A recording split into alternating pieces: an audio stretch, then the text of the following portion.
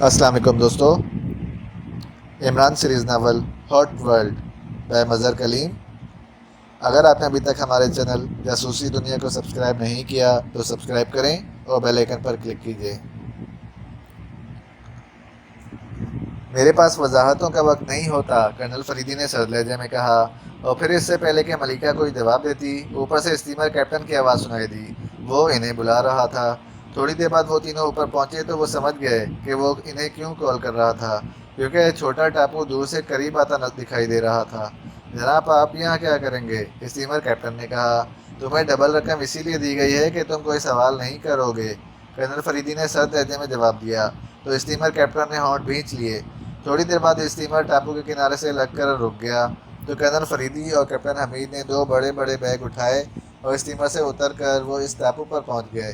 اب تم واپس جا سکتے ہو، کرنل فریدی نے کہا تو اسٹیمر کیپٹن نے اس بات میں سر ہلا دیا اور اسٹیمر کو بیک کر کے اس نے موڑا اور پھر واپس چل پڑا۔ جب تک وہ نظر آتا رہا وہ خاموش کھڑے رہے۔ پھر کرنل فریدی نے کیپٹن حمید کو تھیلے سے کشتی نکالنے کے لیے کہا اور پھر تھوڑی دیر بعد کشتی تیار کر لی گئی اور اسے پانی میں اتارا گیا۔ کرنل فریدی نے سامان کشتی میں رکھا اور پھر خود بھی ملکہ کے ساتھ اس میں سوار ہو گیا۔ کیپٹن حمید نے انجن اسٹارٹ کیا اور تھوڑی دیر بعد کشتی خاصی تیز رفتاری سے ٹاپو کی سائڈ سے ہوتی ہوئی آگے بڑھتی چلی جا رہی تھی۔ کرنل فریدی نے ایک بیگ کھولا اور اس میں سے ایک آلہ نکالا جس کے ساتھ وائر کا بہت بڑا گچھا موجود تھا۔ اس نے گچھے کو کھولا اور پھر اس آلے کو سمندر میں ڈال دیا۔ وائر کے سرے پر ہی ایک ڈیل سا موجود تھا جو کرنل فریدی نے ہاتھ میں پکڑا ہوا تھا۔ پھر تقریباً 1 گھنٹے کے سفر کے بعد کرنل فریدی نے کشتی روکنے کے لیے کہا تو کرنل حمید نے کشتی روک دی۔ اب ہم نے کشتی چھوڑ کر پانی کے اندر سفر کرنا ہے، غوطہ خوری کے لباس پہن لو، کرنل فریدی نے ربائی کو دوبارہ اکٹھا کرتے ہوئے کہا، اور اس آلے کو لپیٹ کر اس نے کشتی میں رکھا اور پھر غوطہ خوری کے لباس پہن کر کیپٹن حمید اور کرنل فریدی دونوں نے تھیلے اٹھا کر اپنی پشت پر باندھ لیے۔ اس کشتی کا کیا ہوگا؟ یہ تو لہروں کے ساتھ آگے بڑھ جائے گی اور ان کی چیکنگ میں آ جائے گی۔ اس کی ہوا نکال دی جائے گی تو یہ یہیں سمندر کی گہرائی میں پڑی رہ جائے گی، کرنل فریدی کے بجائے کیپٹن حمید نے کہا، اور پھر تھوڑی دیر بعد وہ تینوں پانی میں اتر گئے۔ کیپٹن حمید نے کشتی میں سے ہوا کے اخراج کا کلپ ہٹایا تو کشتی یک لخت سکڑ کر اکٹھی ہوئی اور پھر انجن کے وزن کی وجہ سے وہ پانی میں نیچے بیٹھتی چلی گئی، جبکہ کرنل فریدی، ملکہ اور کیپٹن حمید تینوں پانی میں تیرتے ہوئے آگے بڑھتے چلے جا رہے تھے۔ تھوڑی دیر بعد کرنل فریدی رک گیا، اس کے ساتھ ہی ملکہ اور کیپٹن حمید بھی رک گئے۔ سامنے سرخ رنگ کی لہر سی پانی میں موجود نظر آ رہی تھی۔ کرنل فریدی نے لباس کی زپ کھولی اور جیب سے ایک چھوٹا سا ریموٹ کنٹرول نما آلہ نکال کر اس کا رخ اس سرخ لہر کی طرف کیا اور اس آلے کا بٹن پریس کر دیا۔ آلے سے سرخ رنگ کی لہر سی نکل کر پانی میں پہلے سے موجود سرخ رنگ کی لکیر سے ٹکرائی۔ ہلکا سا دھماکہ ہوا، لیکن دوسرے لمحے کرنل فریدی کے چہرے پر تعجب کے آثار ابھر آئے، کیونکہ سرخ رنگ کی لکیر پہلے کی طرح موجود تھی۔ یہ کیا ہوا؟ یہ زیرو کیوں نہیں ہوئی؟ میرا خیال ہے کہ ہمارے آلے کی طاقت کمزور ہے۔ اوہ، یہاں نیچے سپر کراس ریز کا سرکل بھی موجود ہے، شاید اس لیے کراس ریز زیرو نہیں ہو رہی۔ کہاں ہے سپر کراس ریز؟ کیپٹن حمید نے حیرت بھرے لہجے میں پوچھا۔ یہ ساری بات چیت ان کے سروں پر موجود مخصوص کنٹرول میں موجود ٹرانسمیٹر پر ہو رہی تھی۔ نیچے گہرائی میں دیکھو۔ ہاں واقعی، اب کیا ہوگا؟ اب مزید نیچے گہرائی میں جانا ہوگا۔ پہلے اس سپر کراس ریز سرکل کو ختم کرنا ہوگا، پھر اوپر آ کر اس کراس ریز کو۔ تم دونوں یہیں رکو، کرنل فریدی نے کہا، اور اس کے ساتھ ہی اس نے غوطہ لگایا اور اس کا جسم تیز رفتار مچھلی کی طرح گہرائی میں اترتا چلا گیا۔ شفاف پانی میں وہ انہیں صاف دکھائی دے رہا تھا۔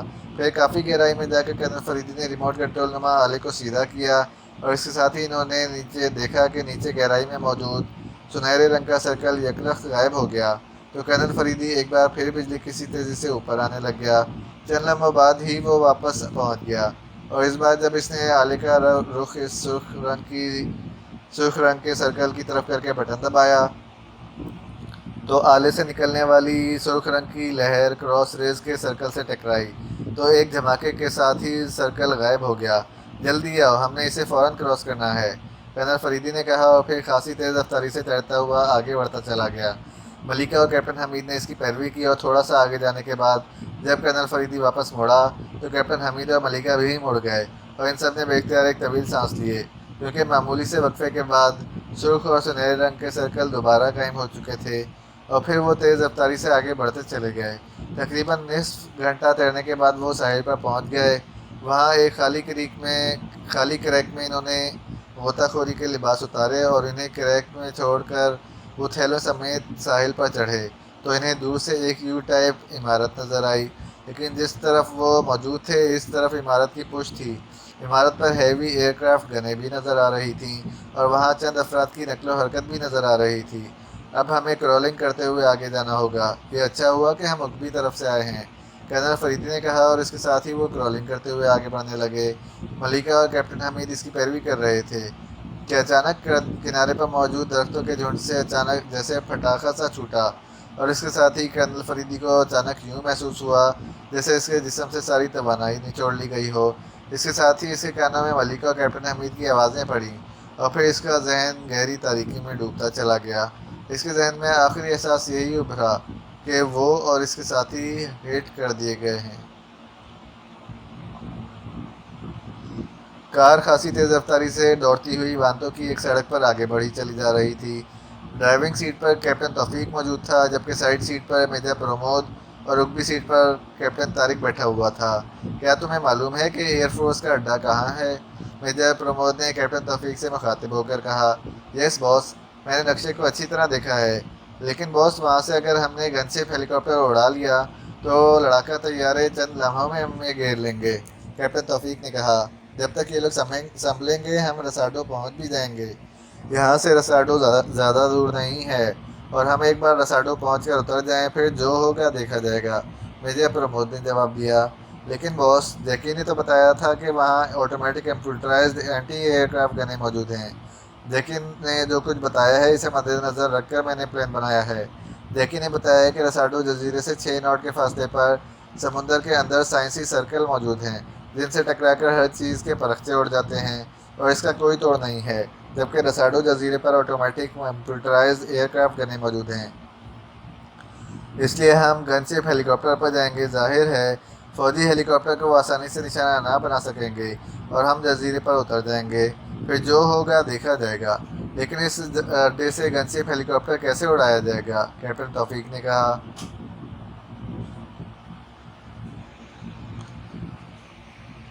اڈے کے بارے میں بھی جیکی جانتا تھا، کیونکہ وہ اڈے پر بھی شراب وغیرہ کی سپلائی کے سلسلے میں جاتا رہتا ہے۔ وہاں ایک چیک پوسٹ ہے۔ اس چیک پوسٹ کے دائیں ہاتھ پر سب سے پہلے ہیلی کاپٹروں کے اسٹینڈ ہیں۔ اس کے بعد وسیع و عریض میدان ہے جس میں لڑاکا جیٹ طیاروں کا رن وے ہے، اور اس کے آخر میں فوجی عمارتیں ہیں۔ اس لیے ہم نے چیک پوسٹ پر موجود فوجیوں کا خاتمہ کرنا ہے۔ اس کے بعد ہم سیدھے ان اسٹینڈز میں گھسیں گے اور ایک گن شپ ہیلی کاپٹر لے اڑیں گے۔ رساڈو کا فاصلہ یہاں سے صرف 20 میل ہے، اور یہ فاصلہ ہم اس وقت تک طے کر چکے ہوں گے جب تک لڑاکا طیارے حرکت میں آئیں گے۔ اس طرح ہم آسانی سے رساڈو کے تمام حفاظتی انتظامات کے باوجود وہاں پہنچ جائیں گے، میجر پرمود نے تفصیل سے جواب دیتے ہوئے کہا۔ لیکن باس، وہاں آٹومیٹک اینٹی ایئر کرافٹ گنیں ہمیں اڈے سے اڑتے ہی کور کر سکتی ہیں کیونکہ فاصلہ بے حد کم ہے، کیپٹن توفیق نے کہا۔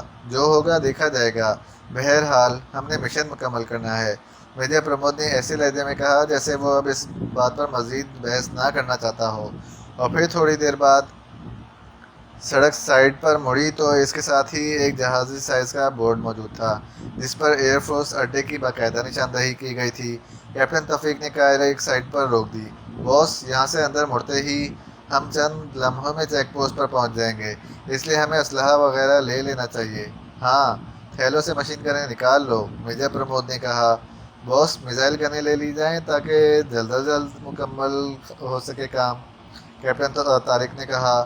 نہیں، میزائل دھماکے چیک پوسٹ سے فوجی عمارتوں تک سنائی دے جائیں گے، جبکہ مشین گنوں کی فائرنگ کی آواز اتنی دور نہیں جائے گی، میجر پرمود نے کہا تو دونوں نے اس بات میں سر ہلا دیے۔ تھوڑی دیر بعد میجر پرمود کے ہاتھ میں مشین گن موجود تھی۔ ایک مشین گن کیپٹن طارق کے ہاتھ میں تھی، جبکہ کیپٹن توفیق چونکہ کار ڈرائیو کر رہا تھا اس لیے اسے مشین گن نہ دی گئی تھی، البتہ اس کی جیب میں مشین پسٹل موجود تھا۔ چلو، چیک پوسٹ پر کار روک لینا، تمہاری کار روکتے ہی میں اور کیپٹن طارق نیچے اتر کر چیک پوسٹ پر موجود افراد کو ختم کریں گے، جبکہ تم نے کار سٹارٹ رکھنی ہے، اس کے بعد ہم نے آگے بڑھ کر ہیلی کاپٹرز کے اسٹینڈ کے قریب جانا ہے اور اگر وہاں بھی فوجی ہوئے تو ان کا بھی خاتمہ کرنا ہے۔ میجر پرمود نے کہا تو کیپٹن توفیق اور کیپٹن طارق دونوں نے اس بات میں سر ہلا دیے۔ اس کے ساتھ ہی کیپٹن توفیق نے کار اسٹارٹ کر کے اسے موڑا اور پھر خاصی تیز رفتاری سے کار دوڑتی ہوئی دور سے نظر آنے والی چیک پوسٹ کی طرف بڑھتی چلی گئی۔ چیک پوسٹ کے دونوں طرف میں اونچی اونچی عمارتیں تھیں جبکہ درمیان میں سڑک آگے جا رہی تھی۔ چیک پوسٹ کی عمارت 2 کمروں اور ان کے سامنے ایک برآمدے پر مشتمل تھی، جبکہ چیک پوسٹ کی عمارت کے اوپر ہیوی مشین گن بھی نظر آ رہی تھی۔ میں نیچے فائر کروں گا جبکہ تم نے اس ہیوی مشین گن کو آپریٹ کرنے والے کا خاتمہ کرنا ہے۔ میجر پرمود نے گردن موڑ کر عقبی سیٹ پر بیٹھے ہوئے کیپٹن طارق سے کہا۔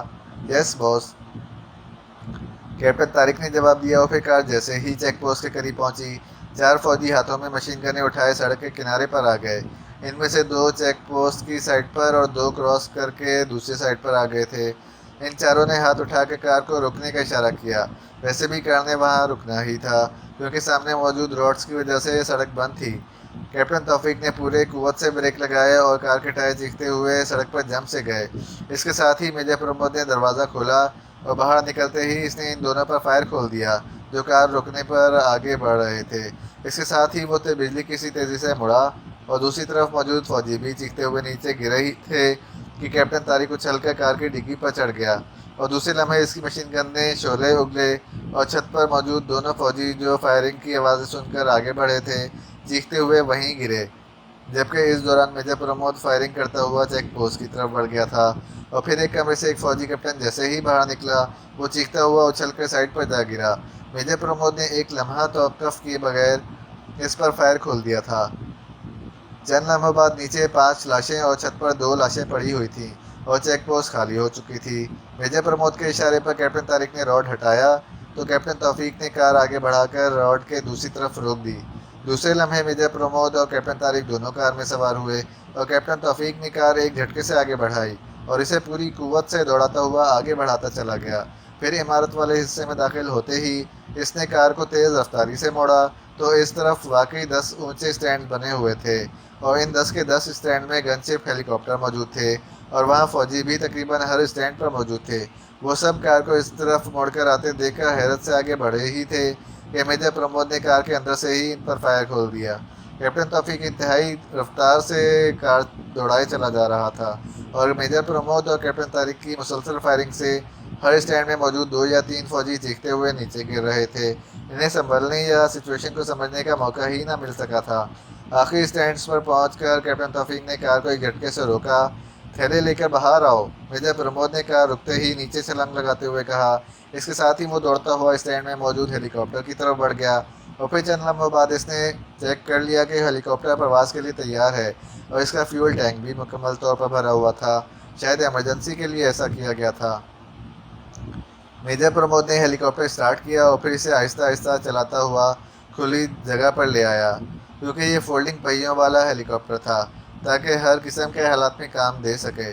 پھر جیسے ہی ہیلی کاپٹر باہر آیا کیپٹن طارق اور کیپٹن توفیق دونوں اچھل کر ہیلی کاپٹر پر سوار ہوئے تو اس کے ساتھ ہی میجر پرمود نے ہیلی کاپٹر کو فضا میں بلند کر دیا۔ اب انہیں دور عمارت کی طرف سے کئی فوجی جیپیں آتی دکھائی دے رہی تھیں اور اس کے ساتھ ہی تیز الارم بجنے لگ گئے تھے، لیکن اب ہیلی کاپٹر اتنی بلندی پر پہنچ گیا تھا کہ نیچے سے اس پر فائرنگ نہ کی جا سکتی تھی۔ میجر پرمود نے ہیلی کاپٹر کو بجلی کسی تیزی سے آگے بڑھایا اور دوسرے ہی لمحے ہیوی مشین گن کی مخصوص آواز کے ساتھ میدان میں دوڑتی ہوئی جیپیں ہوا میں پرزوں کی صورت میں بکھر گئیں اور اس کے ساتھ ہی ہیلی کاپٹر تیزی سے آگے بڑھتا ہوا عمارت کراس کر گیا۔ چند لمحوں بعد ہیلی کاپٹر سمندر پر اڑا رہا تھا۔ اسی لمحے ہیلی کاپٹر کے ٹرانسمیٹر سے تیز سیٹی کی آواز سنائی دینے لگی، لیکن میجر پرمود نے ٹرانسمیٹر آف کر دیا۔ ہیلی کاپٹر تیزی سے آگے بڑھا چلا جا رہا تھا۔ دور سے انہیں ایک چھوٹا سا جزیرہ نظر آنے لگ گیا تھا۔ اس کے ساتھ ہی یکلخت اس جزیرے سے ایک شعلہ سا بلند ہوتا نظر آیا تو میجر پرمود نے یکلخت ہیلی کاپٹر کو گہرا غوطہ دیا اور اس کے ساتھ ہی وہ شعلہ جو بجلی کسی تیزی سے ہیلی کاپٹر کی طرف بڑھا تھا ہیلی کاپٹر کے اوپر سے گزر گیا۔ اسی لمحے دوسرا شعلہ بڑھتا نظر آیا تو میجر پرمود نے ہیلی کاپٹر کو اور نیچے کر دیا اور اس شعلے کا بھی وہی حشر ہوا جو پہلے شعلے کا ہوا تھا۔ اب ہیلی کاپٹر اس جزیرے کی طرف پہنچ چکا تھا۔ ایک بار پھر شعلہ بلند ہوا تو میجر پرمود نے ہیلی کاپٹر کو اس بار बैक का वक्त कई झटके दिए। इस बार हेलीकॉप्टर इस मिसाइल से बाल बाल बच गया। ये पीछा ही नहीं छोड़ रहे, मेजर प्रमोद ने बड़बड़ाते हुए कहा। इसके साथ ही इसने हेलीकॉप्टर के मेन बोर्ड पर मौजूद बटन प्रेस करने शुरू कर दिए। इसके साथ ही हेलीकॉप्टर से 2 मिसाइल फायर हुए और सीधे जजीरे पर मौजूद इमारत की तरफ बढ़े।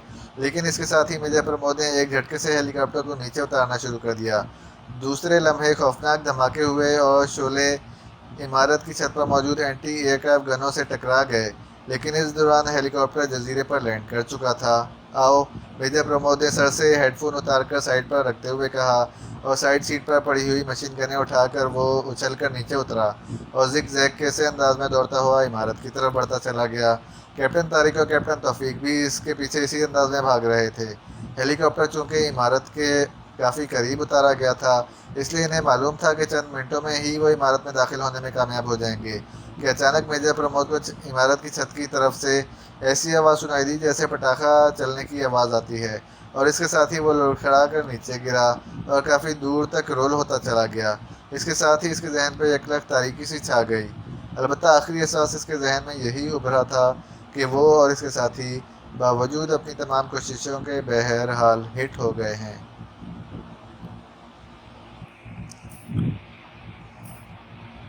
रसाडो का सिक्योरिटी इंचार्ज हेम्फ्रे अपने शानदार अंदाज में सजे हुए ऑफिस में बैठा शराब पीने में मसरूफ़ था। किंग ऑफ हॉट वर्ल्ड ने इसे फ़ोन करके बता दिया था कि एशियाई एजेंटों की 3 टीमें किसी भी वक्त अचानक रसाडो पर हमला कर सकती हैं। चुनांचे अब वो बैठा इन तीनों टीमों के बारे में सोच रहा था।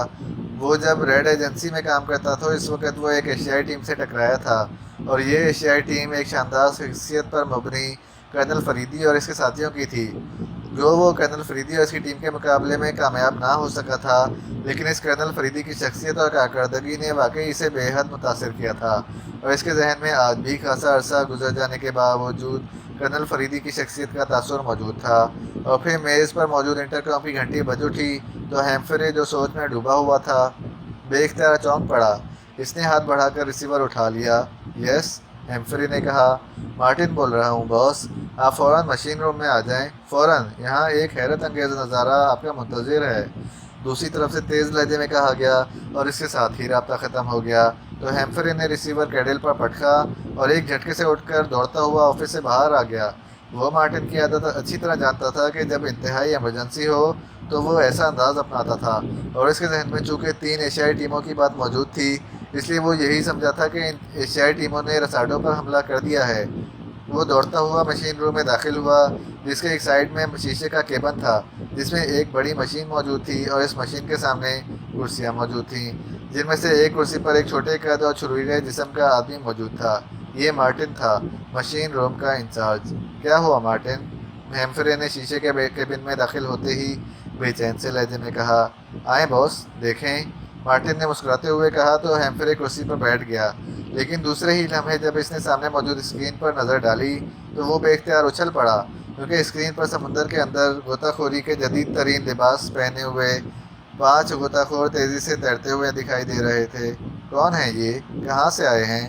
ये अचानक स्क्रीन पर नमूदार हुए हैं और अब तेज़ी से क्रॉस रेस सर्कल की तरफ बढ़ रहे हैं। मैंने इसलिए आपको बुलाया है ताकि आप इनके जिस्मों के पर्ख से उड़ते खुद देख लें।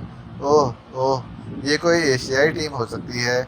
जो भी हैं अभी थोड़ी देर बाद टुकड़ों में तब्दील हो जाएंगे, मार्टिन ने इंतहाई इत्मीनान भरे लहजे में कहा। तो हेम्फ्रे ने इस्बात में सर हिला दिया, क्योंकि वो जानता था कि क्रॉस रेस से टकराने वालों का यही हशर होता है। लेकिन चलना बाद इन गोताखोरों ने गहराई में उतरना शुरू कर दिया। ये क्रॉस रेस की रेंज से नीचे जाकर आगे बढ़ना चाहते हैं, हेम्फ्रे ने कहा। नीचे सुपर क्रॉस रेस सर्कल मौजूद है, मार्टिन ने इसी तरह इत्मीनान भरे लहजे में कहा। तो हेम्फ्रे ने इस बात में सर हिला दिया, और फिर वाकई इन्हें इसे भी सुनहरे रंग का क्रॉस रेस सर्कल नज़र आने लग गया। लेकिन फिर अचानक सबसे आगे वाले गोताखोर ने अपने लिबास की जिप खोलकर अजीब साख का पिस्टल जेब से निकाला, और इस पिस्टल का रुख सुपर क्रॉस रेस सर्कल की तरफ किया।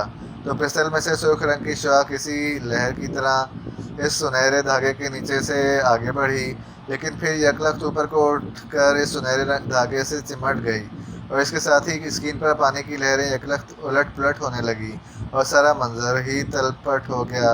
ये क्या हुआ? क्या मतलब? इस बार मार्टिन ने हैरत भरे लहजे में कहा। लेकिन थोड़ी देर बाद जब स्क्रीन साफ हुई تو مارٹن اور ہیمفرے دونوں بے اختیار اچھل پڑے، کیونکہ پانچوں غوطہ خور اس کراس ریس سرکل کی موجودگی کے باوجود اسے کراس کر کے دوسری طرف پہنچ چکے تھے۔ اور پھر ایک لخت اسکرین پر ایک دھماکہ سا ہوا اور اس کے ساتھ ہی وہ سنہرے رنگ کا سرکل دوبارہ نظر آنے لگ گیا۔ ویری بیڈ، یہ سب بیکار رہا، ہیمفرے نے ہونٹ چباتے ہوئے کہا۔ باس، یہ ریس پستل ان سے حاصل کرنا ہوگا، ہمارے لیے واقعی نئی چیز ہے، مارٹن نے کہا۔ ٹھیک ہے، جب یہ جزیرے پر پہنچے تو انہیں فورسو کریز سے بے ہوش کر دینا، پھر ان کا سارا سامان ہمارے سامنے آ جائے گا، ہیمفرے نے کہا۔ انہیں ہلاک کیوں نہ کر دیا جائے باس، مارٹن نے چونک کر کہا۔ ہلاک تو بہرحال انہوں نے ہونا ہے، لیکن میں ان سے ملاقات کرنا چاہتا ہوں تاکہ معلوم ہو سکے انہیں رساڈو میں فیکٹری کے بارے میں کس نے بتایا ہے۔ حالانکہ میرے خیال میں سوائے چند افراد کے اور کوئی اس بارے میں نہیں جانتا، اور وہ چند افراد انہیں کسی صورت نہیں بتا سکتے، تو پھر انہیں بلیک روم میں قید کرنا ہوگا۔ بہرحال یہ خطرناک لوگ ہیں۔ ہاں، وہیں ٹھیک رہے گا، ہیمفرے نے جواب دیا تو مارٹن نے اس بات میں سر ہلا دیا۔ ان کی نظریں مسلسل اسکرین پر جمی ہوئی تھیں، جہاں یہ پانچوں غوطہ خور تیزی سے جزیرے کی طرف بڑھے چلے جا رہے تھے۔ اچانک جزیرے کے قریب پہنچ کر وہ اسکرین سے آؤٹ ہو گئے تو مارٹن نے ہاتھ بڑھا کر ایک کے بعد ایک 2 بٹن پریس کیے تو اسکرین پر موجود منظر کا رخ بدل گیا۔ اب اسکرین پر کٹا پھٹا ساحل اس انداز میں نظر آ رہا تھا جیسے کیمرہ سمندر میں ہو اور اس کا رخ جزیرے کی طرف ہو۔ غوطہ خور ایک کریک میں داخل ہو رہے تھے اور پھر وہ کریک میں رک گئے۔ اس کے ساتھ ہی انہوں نے غوطہ خوری کے لباس اتارنے شروع کر دیے۔ ارے، ان میں ایک عورت بھی ہے، ہیمفرے نے چونک کر کہا۔ اوکے، ہیمفرے نے بڑے شاہانہ انداز میں کہا۔ یہ لوگ کتنے خوش ہوں گے کہ کسی کو پتہ بھی نہیں چلا اور وہ جزیرے پر پہنچ گئے ہیں، مارٹن نے مسکراتے ہوئے کہا۔ ہاں، خوشی سے پھولے نہ سما رہے ہوں گے، ہیمفرے نے بھی مسکراتے ہوئے کہا۔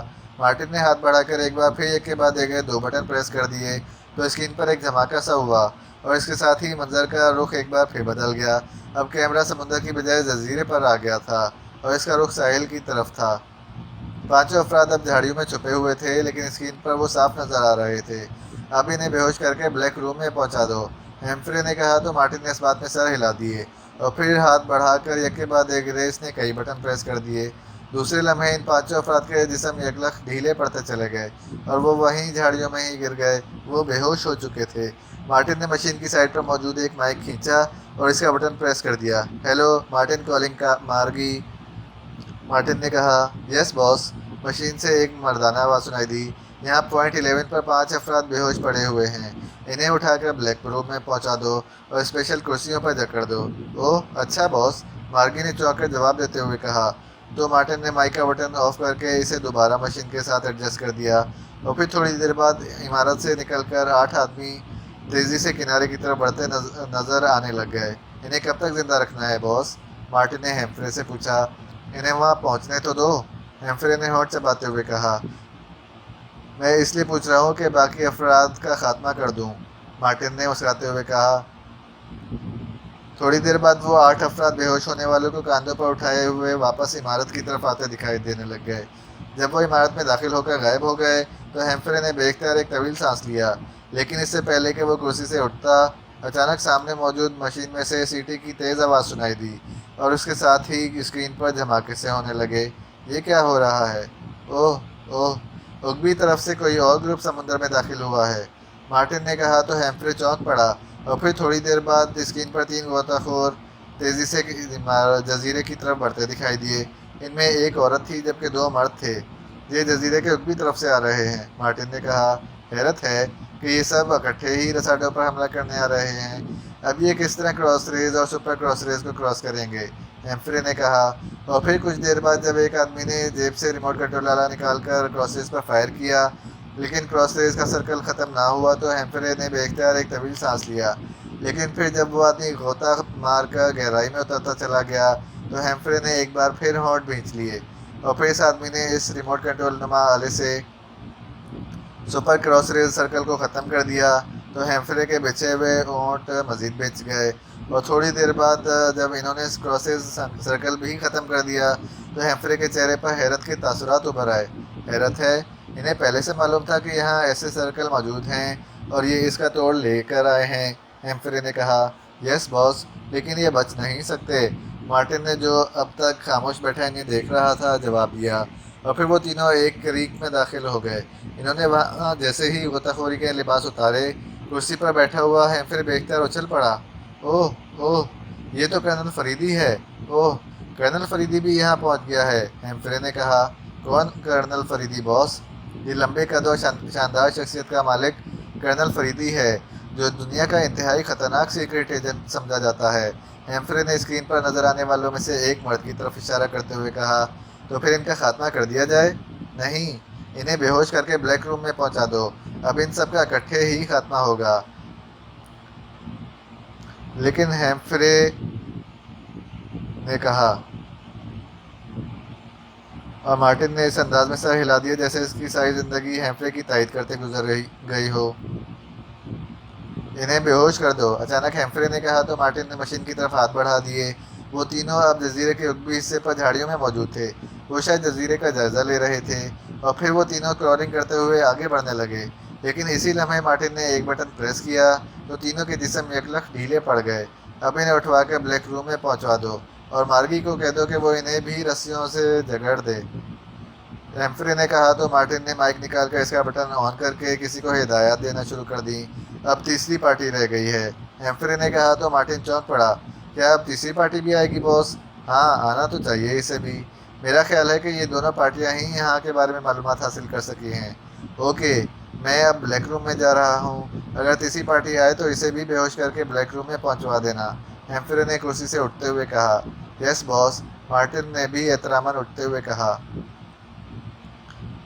ہیمفرے سر ہلاتا ہوا مڑا اور شیشے کے کیبن سے باہر نکل کر تیز تیز قدم اٹھاتا بیرونی دروازے کی طرف بڑھتا چلا گیا۔ وہ اب جلد از جلد کرنل فریدی کو ہوش میں لا کر اسے بتانا چاہتا تھا کہ اس بار وہ ہیمفرے سے شکست کھا گیا ہے۔